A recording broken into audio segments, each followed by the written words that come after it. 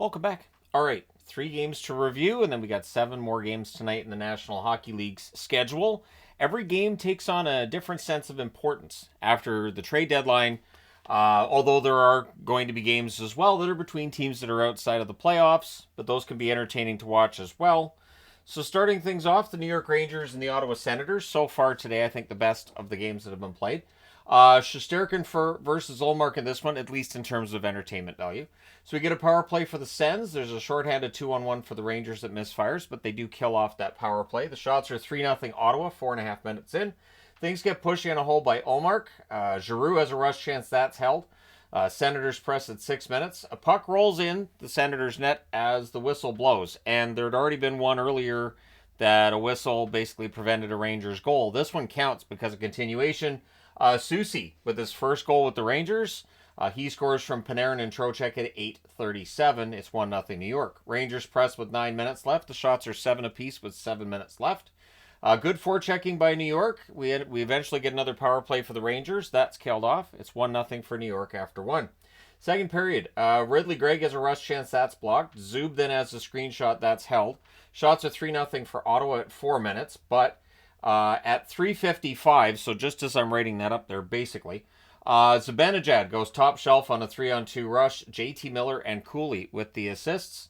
Then at 4:06, so quickly after that, Tkachuk with one that deflects 5-hole. Jensen with the assist. The Ottawa Senators get themselves on the board 11 seconds after the Rangers made it 2-0, so it becomes 2-1. Sens look to tie it. Ottawa draws a power play. There's a shorthanded rush by JT Miller that helps kill off some time. They do kill that power play. 2 shots for Ottawa during that power play. Rangers get a power play as well. That's killed off. Stützle on a net drive. He is poke checked by Shesterkin. Nicely played. Rangers press with 4 minutes left. The team's trade rushes. After 2 periods of play, the score is 2-1 for the New York Rangers. Third period, full Sens power play to start. That leads to a Sanderson rush chance that's saved. And that was the only shot on that power play. That ends up being killed off. Gaudette then has a rush that's defended.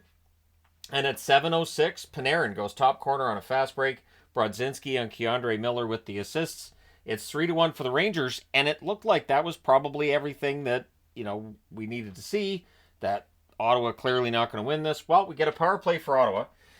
That leads to a shorthanded rush chance for JT Miller that's saved. And then at 10:16, right after that power play comes to an end, Ridley Gregg buries a loose puck at the net. The assist to Cousins and Chabot. So there's Dylan Cousins on the board with his first point as an Ottawa Senator. The Sens would look to tie it, and eventually they do. At 17:08, Amadio buries a loose puck in close. Perron with the assist, ties the game at 3. Rangers press in the final minute, but we go to overtime. Stützle has a net drive that's blocked. The Rangers take over, but then Ottawa takes it back, and Stützle gets it to Tkachuk, who wires it in at 33 seconds. The final score in this one, 4-3 in overtime for Ottawa. They go to 32-25-5 with a very much needed victory. With the overtime loss, the Rangers 30-26-6 on the season. Your shots on net favored Ottawa the whole way. 12-9 in the first, 10-9 in the second, 14-5 in the third, and they had the only shot of the overtime. That's all they needed. Final shots 37-23 for Ottawa. Power plays, the Rangers 0 for 2, Ottawa 0 for 5. The hits 40-27 Ottawa. Shesterkin saves 33 out of 37. Ullmark saves 20 out of 23. But entertaining game. All right, next up, the Philadelphia Flyers hosting the Seattle Kraken. So it's Grubauer versus Ersson. Grubauer's first start since coming up from his AHL stint. Eberle can't bury one in close. The Flyers press at 2 minutes, but the shots are 3-1 Seattle at 3.5 minutes. We get a power play for the Flyers. That's killed off. We then get a post for Tolvanen. The Flyers clear after that. Flyers go back to the power play, so Seattle kills that one off as well. We get a post for Jaden Schwartz on a 2-on-1 rush. So the post's getting a workout in the first period. Shots are 8-5 Philadelphia with 7.5 minutes left. Konechny's denied. The Flyers end up getting a third power play during that. That's killed off as well. And then at 19:28, Flyers do get on the scoreboard. Tippett buries one on the rush. Michkov and Couturier with the assists. It's 1-0 Philadelphia after 1. Second period, full Kraken power play to start the period. There's a near miss for Shane Wright. That power play ends up being killed off. Seattle presses after it's done. Philadelphia gets some pressure of their own 4.5 minutes in. The teams trade turnovers. Shots are 4-2 for the Kraken at 6 minutes. At 10 minutes and 11 seconds, Cartier goes short side from a distance. Done with the assist. Ties the game at 1. Kraken then press for the lead. The Flyers press with 7 minutes left. Shots are 14-3 for Seattle with 4 minutes left. With 2:51 left, the Flyers get a power play. That lasts 18 seconds. Becomes 4-on-4. The fans then call one. The referee does not. Michkov's denied on a rebound and close. And then at 18:57, Beniers buries one from in close at the net. Evans and Larson with the assist. That's a 4-on-4 goal. The parade continues. The Flyers would end up getting another power play. And during that, on a fast break, Stevenson scores shorthanded at 19:38 to make the score 3-1 for Seattle after 2. Third period, a minute and 10 seconds left in that Flyers power play to start it, so Seattle finishes the kill. They also had the only shot on net 3.5 minutes into the period, and then on what's their second shot of the period at 3:54, Brandon Montour buries a one-timer on a face-off win. Beniers with the assist. It's 4-1 Seattle. Kraken are blocking the path to the net. The shots are 4-2 Seattle at the half. Flyers press with 8 minutes left. The Kraken get some pressure with 6 minutes left. Then we get a power play for Seattle. That's killed off. They win this one 4-1 to the Seattle Kraken. They go to 27-33-4 with the win. With the loss, Philadelphia 27-29-8. Winless week for Philadelphia. Shots on net, 11-7 Philly in the first, 16-9 Seattle in the second, 9-4 Seattle in the third. Seattle outshoots Philadelphia 32-24. Power plays, Seattle 0-3. Philadelphia 0-5. The hits, 21-12 Philadelphia. Grubauer 23 saves on 24 shots. Ersson 28 saves on 32 shots. And then we get to Boston and Tampa. Maybe the surprise of the day. So far, we're going to see some of these though, aren't we? Swayman versus Vasilevsky in this one. There's an early press by Boston. They're leading in shots 3-0, 3 minutes in.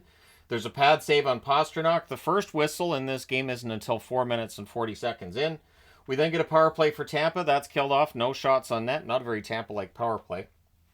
Bruins press at the half. Boston then goes to the power play. That leads to a shorthanded chance for Cirelli that's saved. That power play is killed off. Kastelik versus Lilleberg. Tampa Bay comes out of that with a power play. That was killed off. No shots again for Tampa, and they didn't have a power play the rest of the game. In fact, neither team had a power play the rest of the game. So it is scoreless after one. Second period. Shots are 3-0 Boston at 3 minutes, so exactly the same as the first period. Point then has a wrister that's held. Pastrnak fires one wide on a rush. Bruins press at 7 minutes. Lauko's net feed gets blocked, and then at 10:32, Koepke. It's basically an own goal, isn't it?